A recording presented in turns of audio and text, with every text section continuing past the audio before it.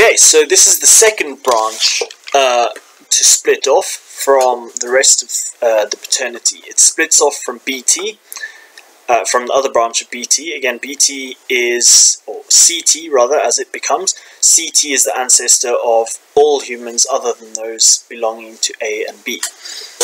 B, you can see the two shorter arrows on this map.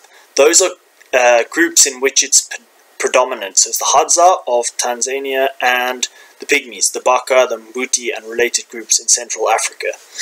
Then it's a significant lineage at around or over 10% in all of these groups in South and Central Sudan, in Nigeria and Cameroon, some groups in Nigeria like the Hadza in Hazaland, in the Malagasy in Madagascar, and in the Shona in Zimbabwe.